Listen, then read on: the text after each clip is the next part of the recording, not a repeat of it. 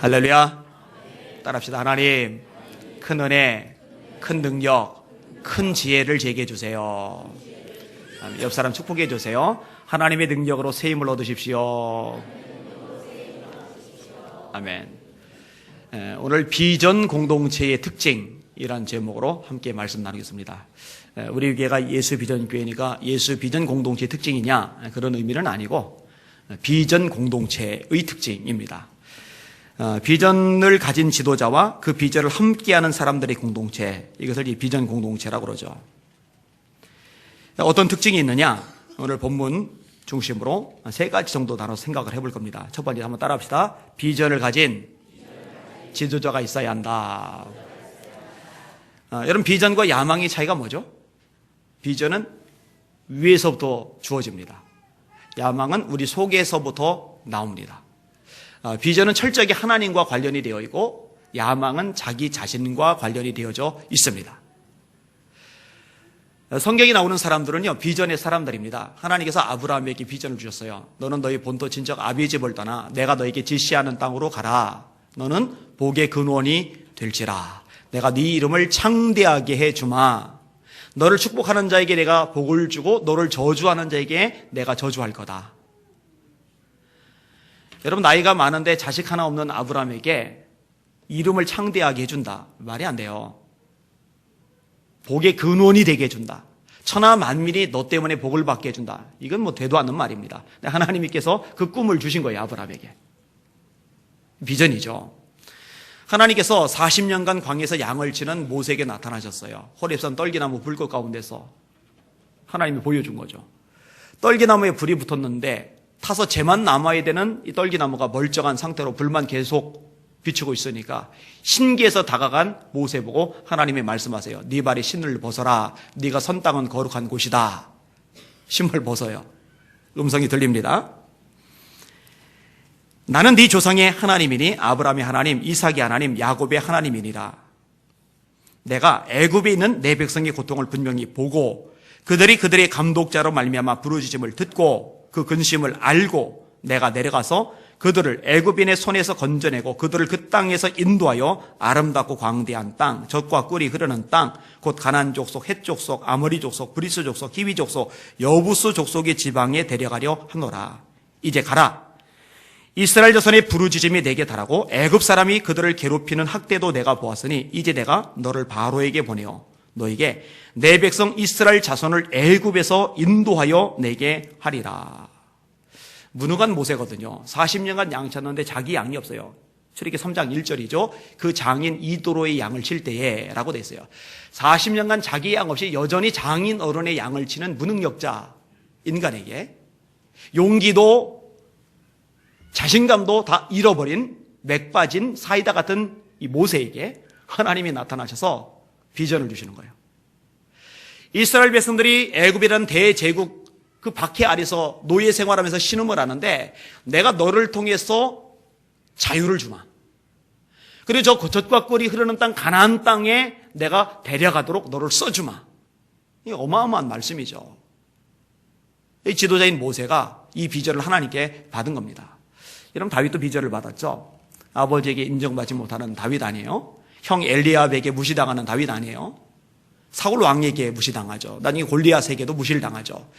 어찌 보면 사람들에게 대접을 참 못 받는 지질이 궁상맞은 인생 같은 다윗인데 하나님은 그 다윗을 눈여겨보셨어요. 사도행전 13장입니다. 이새의 아들 다윗을 보니 내 마음에 합한 사람이라. 내 뜻을 다 이루게 하리라. 사무엘을 통해서 다윗에게 기름을 부었어요. 다윗 왕조를 시작하시겠다는 거죠. 비전입니다. 비전. 이런 비전이 있어야, 그런 지도자가 비전의 사람이 되어야 뭔가 공동체에 의미 있는 일이 가능해지는 거죠. 이렇게 비전을 가진 사람들의 특징이 있는데요. 하나님의 뜻에 자신을 맞춥니다. 여러분, 사람들은 저마다 가진 생각이 있어요. 계획이 있어요. 경험이 있어요. 주장이 있어요. 근데 비전을 가진 사람은요, 이걸 꺾습니다. 하나님 앞에 엎드립니다. 여러분, 설령 동기가 하나님 앞에 순수할지라도 하나님의 뜻과 어긋날 때는 자기 것을 내려놔야 돼요. 여러분, 바울은 동기가 순수합니다. 비두니아 쪽에 가서 복음을 전하고 싶었어요. 예수 전하고 싶었어요. 얼마나 좋은 동기입니까? 그런데 이게 하나님의 뜻하고 달라요. 비두니아로 가고자 애쓰되 예수의 영이 허락지 아니하시는지라. 그리고 마게도냐 사람이 나타나서 손짓을 합니다. 와서 우리를 도와주세요. 하나님의 뜻은 유럽이에요. 마게도냐. 그래서 빌립보로 방향을 틀었죠. 자기 뜻을 꺾고 하나님의 뜻에 순복해서 방향을 틀었는데 결과가 뭐냐? 매맞는 거였어요. 피투성이가 돼버렸어요. 손과 발이 착고가 채워졌어요. 깊은 감옥에 들어갔어요. 언제 처형당할지 모르는 비참한 신세로 떨어졌어요. 그래도 상관없어요. 하나님의 뜻이면 그걸로 되는 거예요. 이게 이제 비전을 가진 사람의 특징입니다. 비전을 가진 사람은요, 사람의 뜻이 아닌 하나님의 뜻에 맞춥니다. 여러분, 다윗이요, 하나님 앞에 기도를 하는데 하나님께서 블레셋에 의해서 어려움을 당하는 이 그일라 사람들 구원해 내라는 거예요. 근데요, 다윗의 부하들이 50% 반대, 60% 반대, 70% 반대가 아니라 100%가 다 반대를 하는 거예요. 안 됩니다. 못합니다. 우리가 사울왕 무서워서 도망 다니는데 저 블레셋 사람들은 우리가 무서워서 떠는 사울 왕도 떠는 무시무시한 집단입니다. 그런데 그들하고 어떻게 우리가 싸워서 그일라를 건져냅니까? 이건 말도 안 됩니다. 다윗이 만약 이때 전 백성이 다 반대한다고 꺾여버렸으면은 다윗은 비전의 사람이 안 돼요. 가죠. 건져냅니다. 이와 정반대되는 인물이 사울입니다. 하나님이 아말렉을 진멸하라고 그랬어요. 사무엘 선지자 통해서 명령이 주어진 거예요. 소, 양도 예외가 아닙니다. 근데 백성들이 보니까 너무 재산 가치가 있거든요. 너무 탐이 나거든요. 왕에게 압력을 가하는 거예요. 임금님, 이거 살려둡시다. 우리 씁시다. 사울이 그 말에 넘어가요.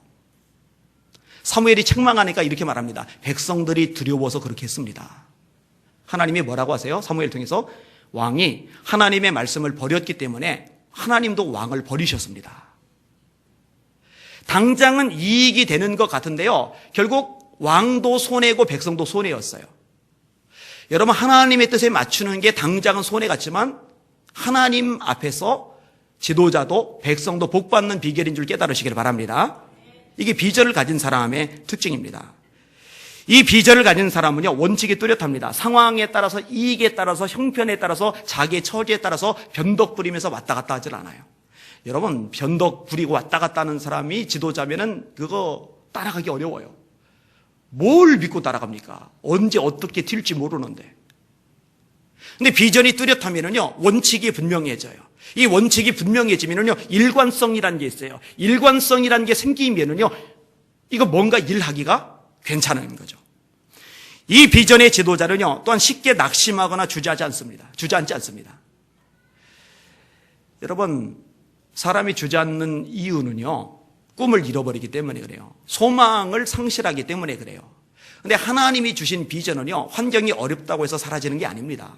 형편이 힘들다고 일이 꼬인다고 해서 사라지는 게 아닙니다. 요셉이 그래서 절망하지 않은 겁니다. 구덩이에 빠져져도, 묶여서 끌려가도, 노예 생활을 해도, 억울하게 두 명 쏘고 감옥에 들어가도 여전히 흔들리지 않는 것은 그가 꾼 꿈이 어쩌다 자다가 꾼 개꿈이 아니라 하나님이 그에게 불어 넣어주신 꿈이기 때문에 그런 거예요. 그러니까 비전을 가진 사람은 강합니다. 쉽게 무너뜨릴 수가 없습니다. 지도자는 적어도 비전의 사람이어야 합니다. 지도자가 비전이 없으면요, 공동체가 힘을 못 씁니다. 하나님이 저에게 주신 비전은 대한민국이에요. 한국교회를 살리는 거예요. 한국교회를 깨우는 거예요. 그렇게 수술하다가 위험할 수도 있는 상황 속에서도 제 기도가 아닌 한국교회를 위한 기도가 나왔어요. 그 기도는 하나님의 감동으로 나온 기도라고 저는 믿어요. 두 번째 특징, 따라합시다. 지도자를 향한 신뢰가 있어야 한다.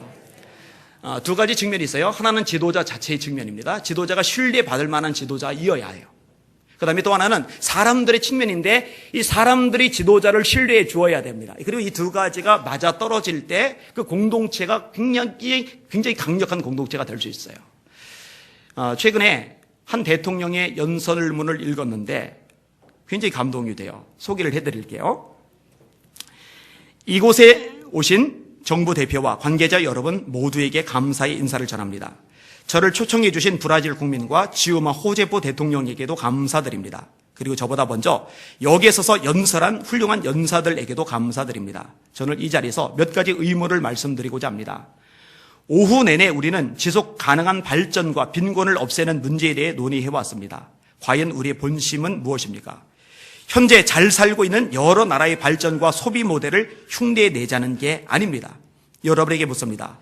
독일 가정에서 보유한 자동차와 같은 수의 차를 인도인이 보유한다면 이 지구는 어떻게 될까요? 우리가 숨 쉴 수 있는 산소가 어느 정도 남을까요? 더 명확하게 말씀드리겠습니다. 서양의 부유한 사회가 하는 그런 소비 형태를 세계 70억, 80억 되는 사람이 할 수 있을 정도의 자원이 지구에 있을까요? 그게 가능합니까? 아니면 언젠가 우리가 다른 논의를 해야만 할까요? 왜냐하면 우리가 사는 이 문명은 우리가 만든 것이기 때문입니다. 이 문명은 시장 경제와 경쟁이 나왔습니다. 그리고 무한의 소비와 발전을 요구하고 있습니다. 그리고 시장 경제가 시장 사회를 만들었습니다. 그리고 시장 경제가 자원을 찾아 세계 곳곳을 다니는 세계화를 만들었습니다. 우리가 세계화를 통제하고 있습니까? 아니면 세계화가 우리를 통제하고 있습니까? 이런 무자비한 경쟁의 바탕을 둔 경제 시스템 아래서 우리가 연대나 더불어 살아가자는 논의를 할 수 있나요? 어디까지가 동료이고 어디까지가 경쟁 관계인가요? 제가 이런 말씀을 드리는 이유는 이번 행사의 중요성을 비판하기 위해서가 아닙니다. 그 반대입니다. 우리 앞에 놓인 큰 위기는 환경의 위기가 아닙니다. 그 위기는 정치적인 위기입니다. 현대에 이르러 우리는 인류가 만든 이 거대한 세력을 통제하지 못하고 있습니다. 도리어 이 같은 소비 사회에 통제당하고 있다는 것입니다. 우리는 발전을 위해 태어난 것이 아닙니다. 우리는 행복하기 위해 지구에 온 것입니다. 인생은 짧고 바로 눈앞에서 사라지고 맙니다. 생명보다 더 귀중한 것은 존재하지 않습니다. 대량 소비가 세계를 파괴하고 있음에도 우리는 고가의 상품을 소비하는 생활 방식을 유지하기 위해 인생을 허비하고 있습니다. 소비가 사회의 모토인 세계에서 우리는 계속해서 많이 그리고 빨리 소비를 해야만 합니다. 소비가 멈추면 경제가 마비되고 경제가 마비되면 불황이라는 괴물이 우리 앞에 나타납니다. 대량 소비를 지속하기 위해서는 상품의 수명을 단축해야 하고 가능한 한 많이 팔도록 해야 합니다. 즉 10만 시간을 사용하는 전구를 만들 수 있어도 1000시간만 쓸 수 있는 전구만을 팔아야 하는 사회에 살고 있는 것입니다. 정확한 지적이에요. 여러분 현대의 기술은요 웬만큼 써서는 고장나지 않고 망가지지 않을 만큼 만들 수 있는 기술이 이미 있어요. 그런데 절대로 그렇게 안 만듭니다. 그렇게 만들면 경제에 타격이 온다. 이게 이제 기본 논리죠. 이 대통령이 그걸 지적을 하는 거예요. 그렇게 긴 시간을 사용할 수 있는 전구는 이런 사회에서는 좋은 물건이 아니기 때문에 만들어서는 안 됩니다. 사람들이 더 일하고 더 많이 팔 수 있게 하려고 일회용 사회를 지속해야 합니다. 우리가 악순환에 갇혀 있다는 것을 알고 계십니까? 이것은 분명 정치 문제이고 지도자들은 이 문제를 해결하기 위해 다른 방법을 써서 세계를 이끌어 가야 합니다. 동굴에서 살던 시대로 돌아가자는 것이 아닙니다. 시장을 통제해야만 한다는 것을 말씀드리는 것입니다. 제일 부족한 식견으로 보면 우리가 맞닥뜨리고 있는 문제는 정치적인 것입니다. 먼 옛날의 현자들 에피쿠로스, 세네카, 아미마라 민족까지 이렇게 말합니다. 빈곤한 사람은 조금만 가진 사람이 아니고 욕망이 끝이 없으며 아무리 소유해도 만족하지 않는 사람이다. 이것은 문화적인 문제입니다. 저는 국가의 대표자로서 리우 회의에 그런 마음으로 참가하고 있습니다. 제 연설 중에는 귀가 거슬리는 단어가 많이 있을 것이라 생각하지만 수자원 위기와 환경 위기가 문제의 근본 원인이 아니라는 것을 알아주셨으면 합니다. 근본적인 문제는 우리가 만든 사회 모델인 것입니다. 그리고 반성해야 할 우리들의 생활 방식인 것입니다. 저는 환경 자원이 풍부한 작은 나라의 대표입니다. 우리나라 국민은 300명밖에 안 됩니다. 세계 돌아가는 것, 또 역사에 대해서 관심이 있고 좀 아는 사람은 감이 좀 올 거예요. 어느 나라인지. 인구 300만의 나라. 우루과이입니다. 우리나라는 세계에서 가장 맛있는 1300마리의 소가 있습니다. 염소도 800만에서 1000만 마리 정도 있습니다. 우리나라는 식량, 유제품, 고기를 수출하는 나라입니다. 아주 작은 나라임에도 토지의 90%가 비옥합니다. 제 동지들인 노동자들은 8시간 노동을 쟁취하기 위해 싸웠습니다. 그리고 지금은 6시간 노동을 만들어가고 있습니다. 하지만 6시간 노동을 하게 된 사람들은 다른 일도 하고 있어 결국 이전보다 더 오랜 시간 일하고 있습니다. 왜일까요?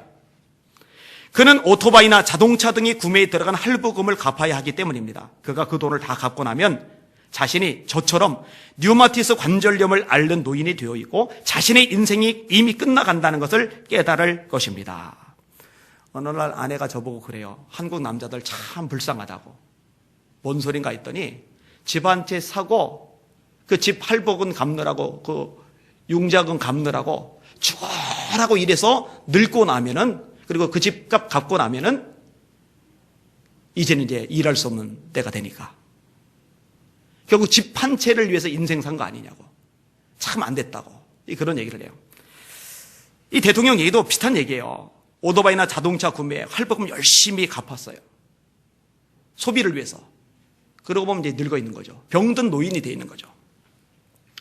어떤 사람은 이렇게 묻습니다. 이것이 인류의 운명이 아닌가라고요. 제가 말하라는 것은 너무도 간단합니다. 개발이 행복을 가로막아서 안 됩니다. 개발은 인류에게 행복을 가져다 주어야만 합니다. 개발은 행복, 지구에 대한 사랑, 인간관계, 아이 돌봄, 친구 사귀기 등 우리가 가진 기본적인 욕구를 충족시켜줘야 하는 것입니다. 우리가 가진 가장 소중한 자산은 바로 행복이기 때문입니다. 우리가 환경 문제 해결을 위해 싸울 때 우리는 환경 문제의 가장 핵심 가치가 바로 인류의 행복이라는 점을 기억해야 합니다. 이 연설문을 읽는데요, 전율이 오는 거예요. 이야, 참 대단한 지도자다. 통찰력이 뛰어나다. 이 사람 유명한 사람입니다. 현 우루과이 대통령 호세 무히카인데요.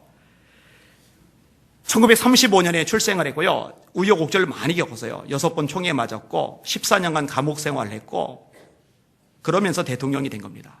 대통령이 되고 나서요, 대통령궁을 사람들이 살 수 있도록 내줬어요. 월급이 1,300만 원인데 90%를 빈민주택기금으로 기부를 합니다. 차는 28년째 타고 다니는 폭스바겐 비틀. 경호원 2명 딸랑 데리고 다니고. 그러면 대통령궁을 내줬으니까 어디에서 사느냐? 자기가 원래 살던 33년 된 초라한 집에서 살아요. 그런데요, 이 사람이 대통령이 되고 나서 우루과이 경제는 급성장을 해가고 있어요. 국민소득이 얼마인지 아세요? 놀라지 마세요. 1만 5천 달러. 물론 우리나라만은 못하지만 그 주변에 비슷한 처지에 있는 다른 나라들하고는 하늘과 땅만큼 차이가 커요.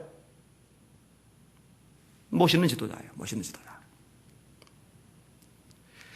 성경에 멋있는 지도자가 한 명 등장을 하는데 사무엘입니다. 이 사무엘이 평생 통치를 하고 나서 노년에 백성들 앞에 하는 소리를 들어보세요. 그 소리가요, 기가 막힙니다.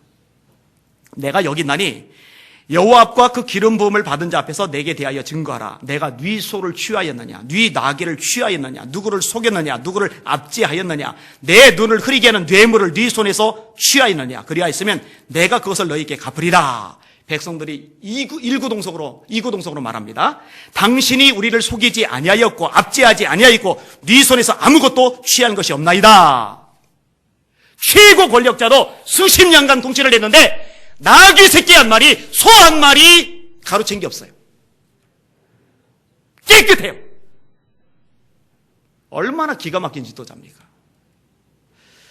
지금 우리나라 국회가 김영란 법을 조속 처리하고 나서 홍역을 앓고 있어요. 근데 김영란 법이 왜 만들어졌어요? 사람들이 권력이 생기면은요, 이 권력을 남용하는 거예요. 돈 받고 지위 올려주고, 돈 받고 민원 해결해주고. 이거를 이제 막으려고 이 김영란법을 만든 거죠. 거기다 이제 기자들 집어넣었더니 이제 기자들이 대모하는 거예요. 우리는 왜 들어갔냐, 거기에. 막 지금 난리가 난 거예요. 근데 사무엘은요, 수십 년간 최고 지도자인데 그런 적이 없어요. 속인 적이 없어요. 압제한 적이 없어요. 멋있는 사람이죠. 이런 지도자가 일어나야 돼요. 사실 이제 목사도 그러면서 지도자인데 이런 삶을 살아야 돼요. 제 자신에게 해야 될 얘기겠죠. 거꾸로요, 백성들, 사람들 입장에서는 지도자를 신뢰해야 됩니다. 여러분, 지도자가 신뢰할 만하다고 해서 사람들이 다 신뢰하느냐? 그거는 안 그렇습니다. 사무엘이요, 되게 서러워합니다. 되게 섭섭해합니다. 왠지 아세요? 백성들이 변했거든요. 등 돌렸거든요. 딴소리 하거든요. 너무 속상해하니까 하나님이 이렇게 말씀하십니다. 사무엘상 8장인데 여호와께서 사무엘에게 이르시되 백성이 내게 한 말을 다 들으라. 이는 그들이 너를 버림이 아니요 나를 버려 자기들의 왕이 되지 못하게 함이니라. 사무엘아, 백성들이 너 버린 것 같아서 마음 상하지?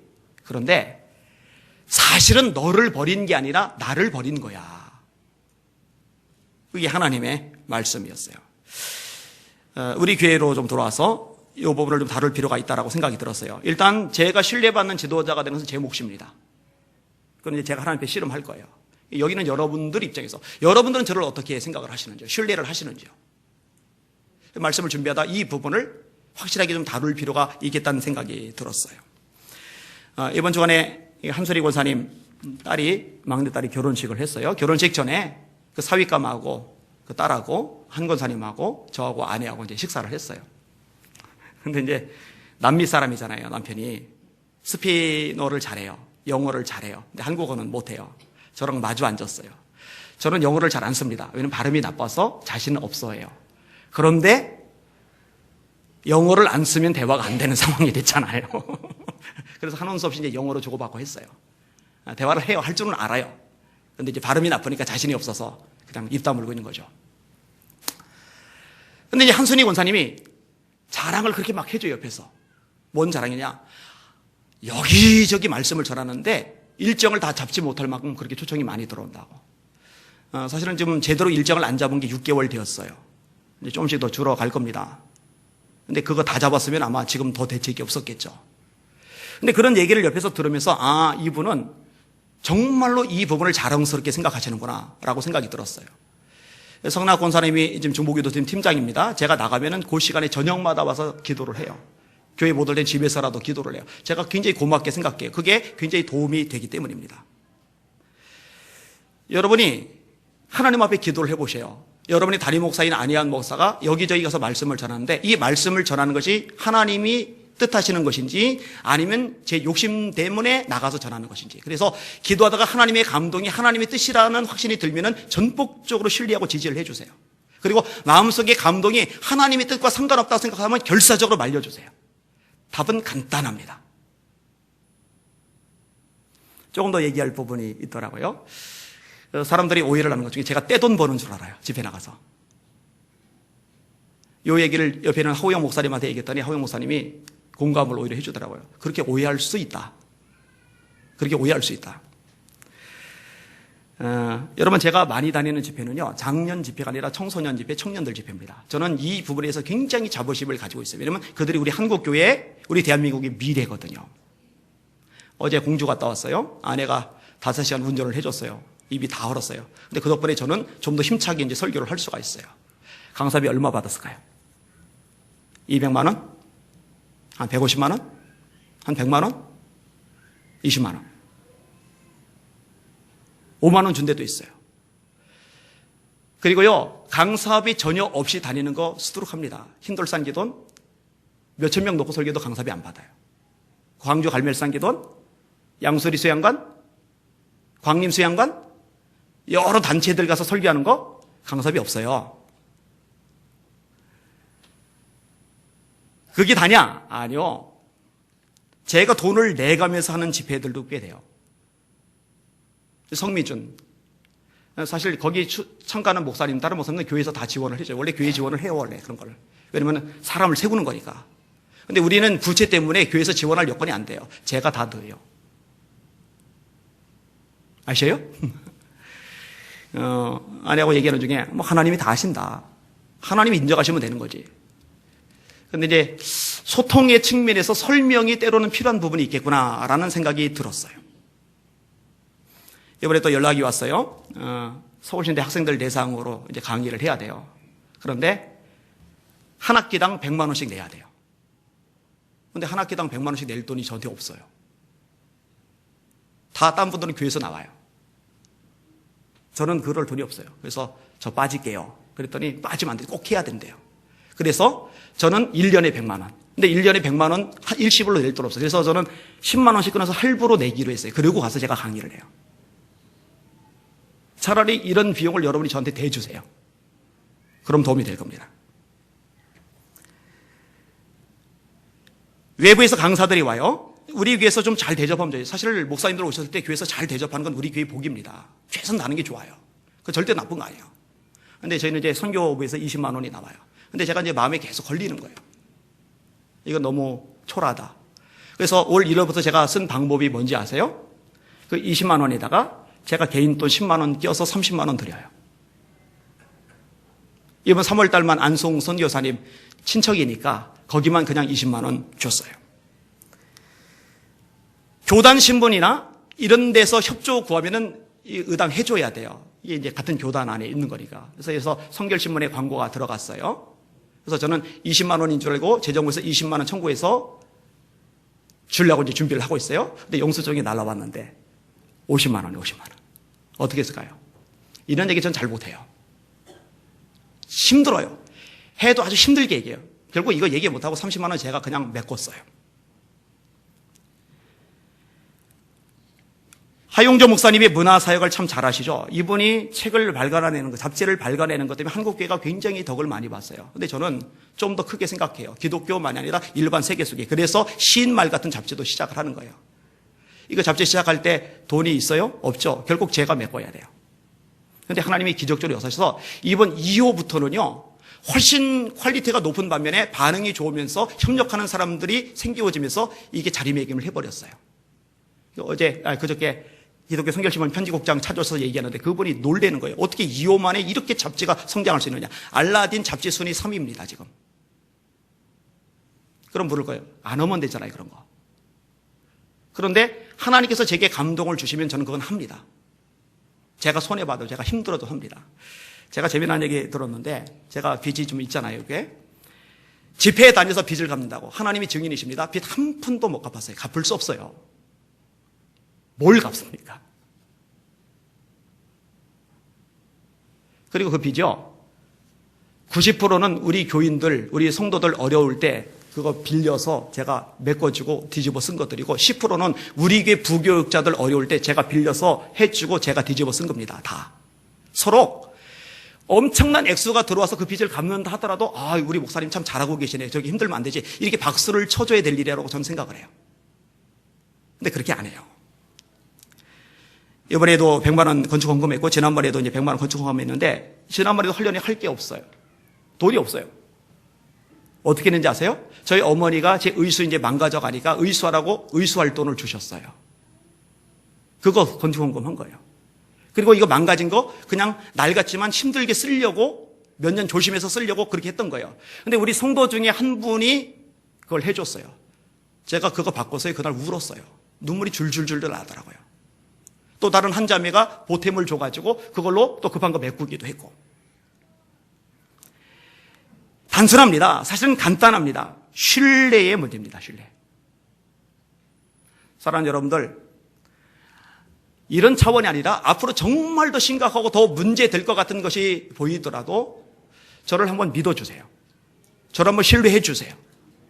자기 욕심 챙길 사람 아니라고 인정해 주세요.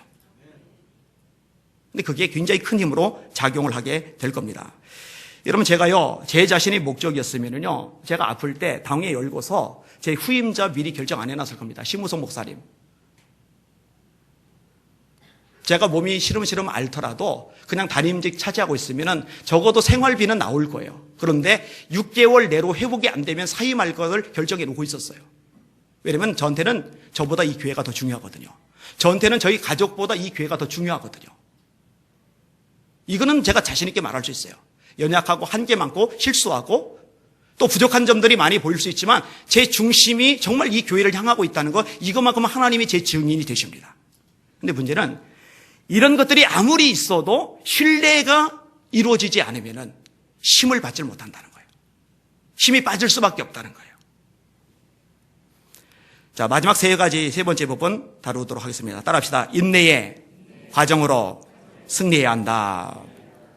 다윗이요, 지금 형편없는 상황에 놓여 있죠. 왜냐? 왕에게 권력자에게 찍혔거든요.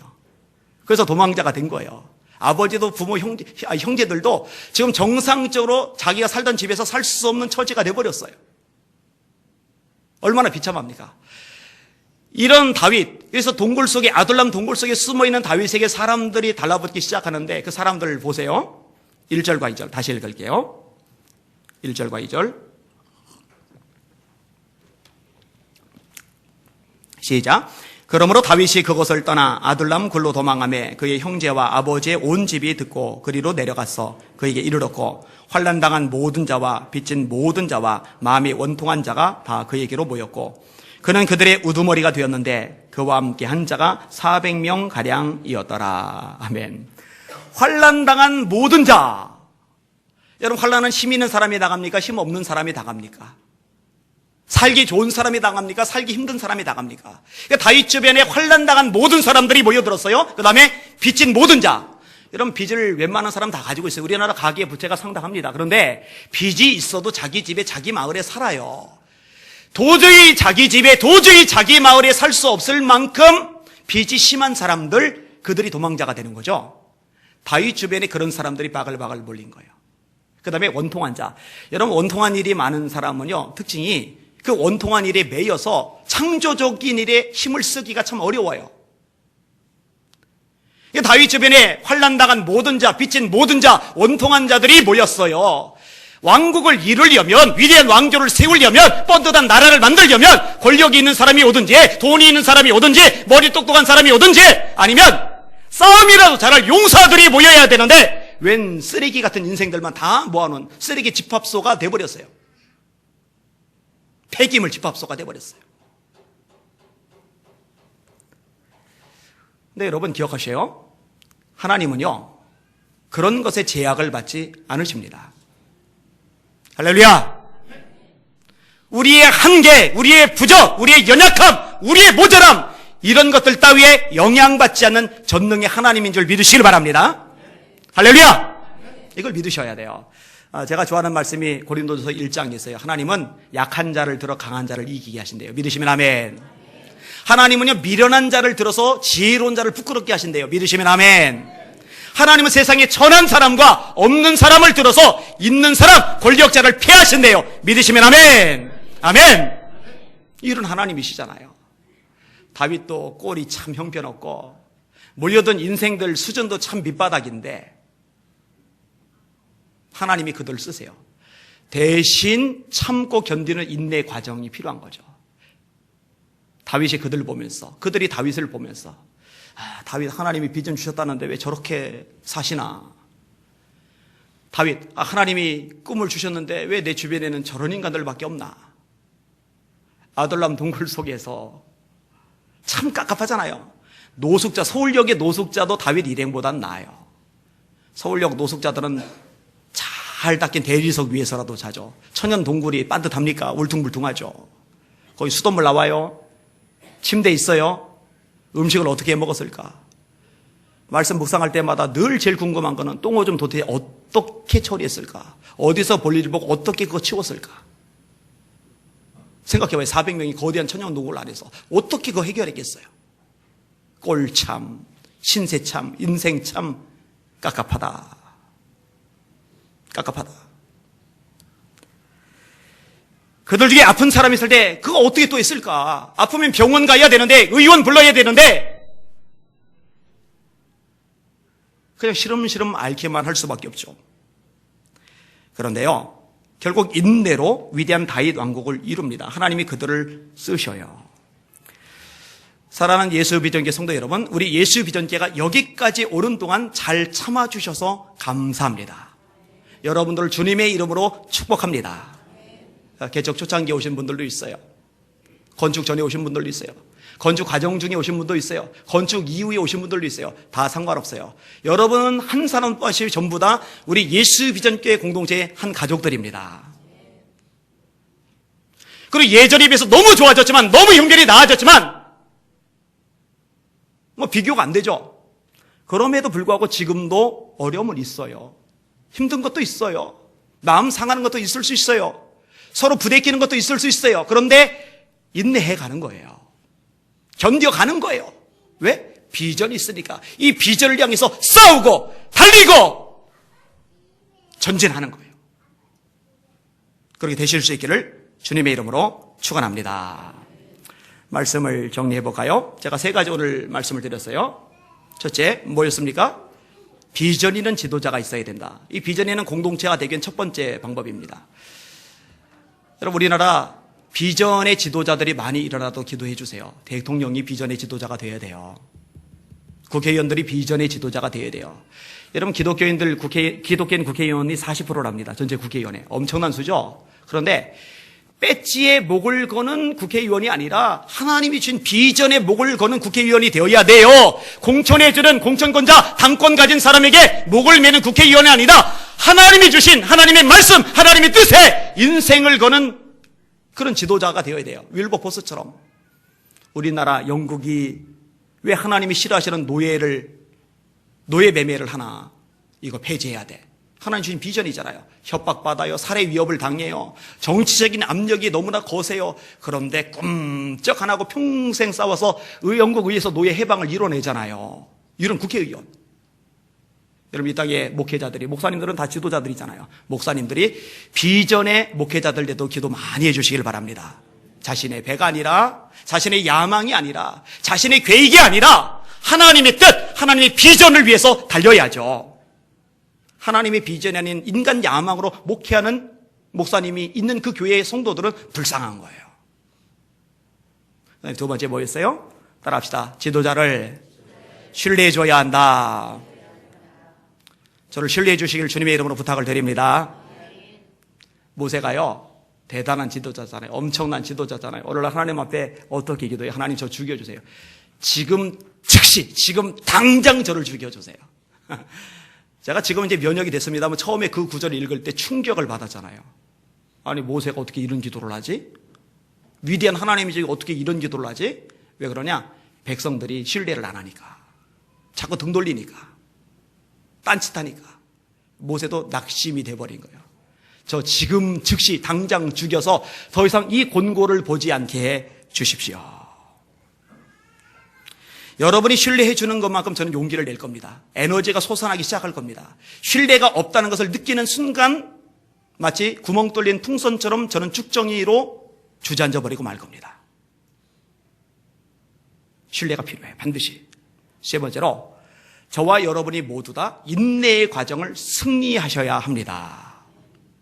따라합시다. 우리가 선을 행하되 낙심하지 말지니 포기하지 아니하면 때가 이름에 거두리라.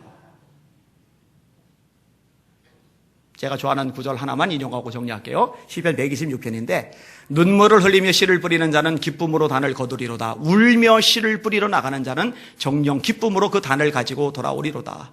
씨를 뿌리는데 왜 울까? 힘드니까, 외로우니까, 답답하니까, 미칠 것 같으니까. 그런데도 인내하면서 씨를 뿌려요. 그 사람이 거두는 거거든요. 우리 예수 비전께 인내로 승리하실 수 있기를 주님의 이름으로 축원합니다. 기도하겠습니다. 합심해서